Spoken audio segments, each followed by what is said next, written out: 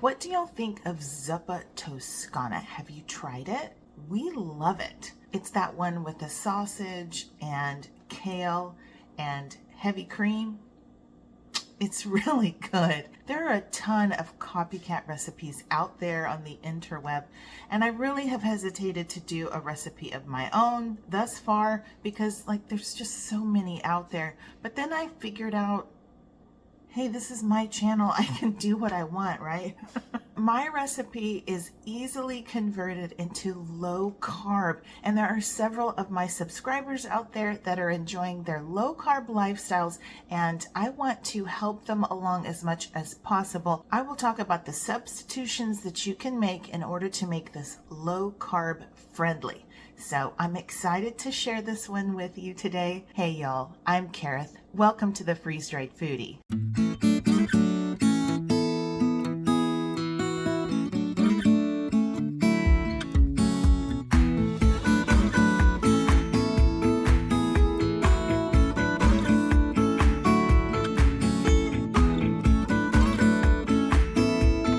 I have such happy memories of visiting the Olive Garden restaurant with my mom and enjoying their all-you-can-eat soup and salad lunch. My mom and I both loved their soups.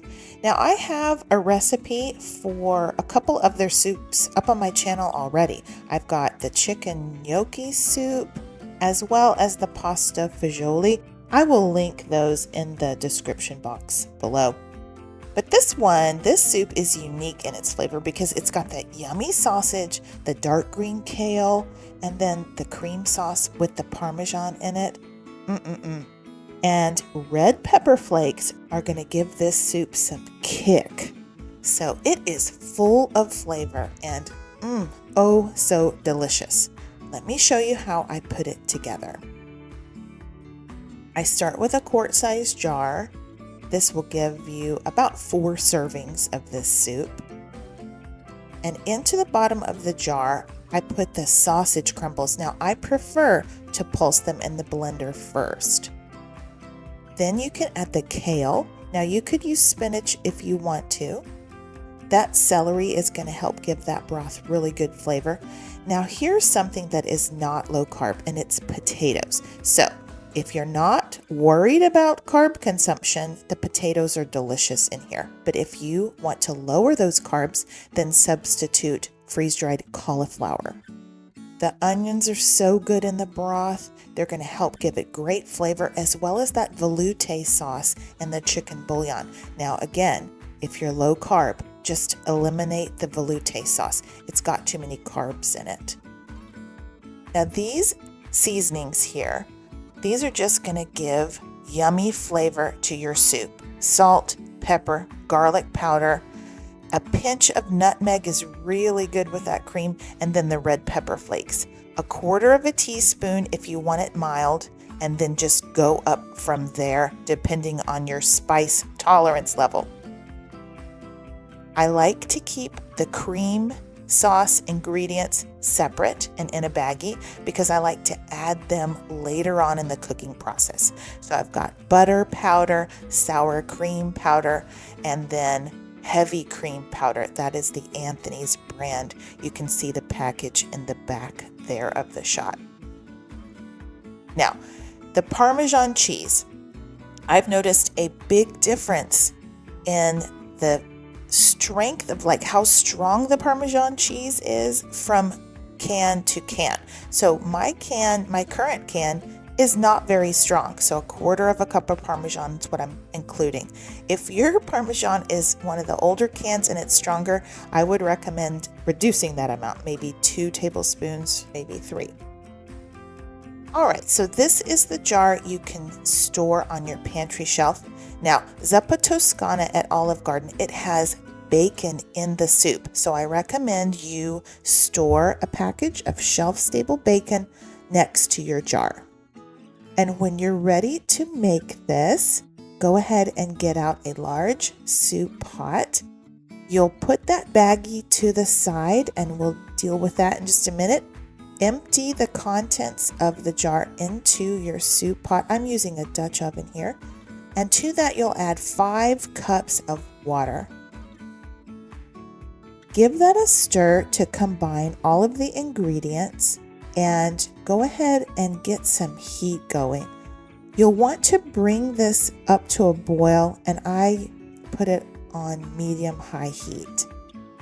And while that was coming to temperature, I went ahead and made the cream sauce. Into the carafe of the blender, you can add 1 cup of water as well as the contents of that baggie.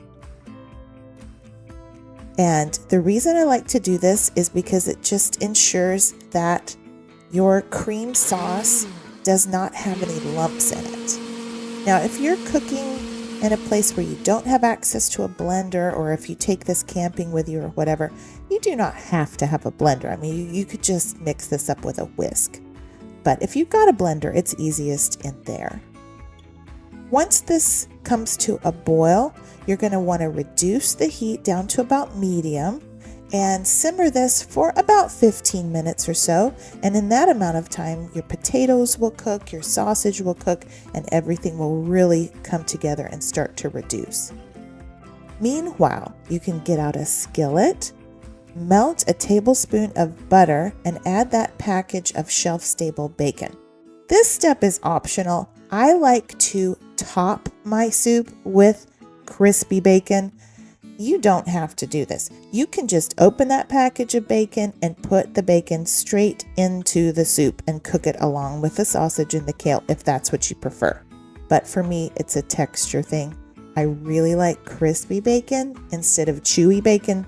I mean, the flavor is the same, but this is just how I prefer to do it. So I do that extra step and I saute the bacon in order to make sure it's really good and crispy. And then I put it on like a topping. All right, so this soup has been cooking for about 15 minutes. It's reduced some, so now is a great time to add that cream.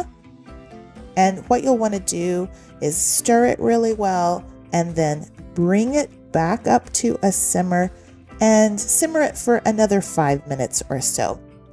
You just want to make sure that parmesan is melted and the cream is nice and hot. Now here's an optional step. This is not low carb, but if you like your soup a little bit thicker, I do recommend putting some instant mashed potatoes in there. If you're low carb, definitely do not add this. Your soup is going to be a little brothier and not quite as thick. Unless you can come up with a way to thicken that soup without adding carbs, I'm not sure how to do that. It's very good flavor though, it's just not as thick. If you're not watching your carbs, you can just add those straight to the jar when you prep this meal. All right, so after another minute or so, it is ready and you can serve this up. I like to add the bacon, like I said, as a topping.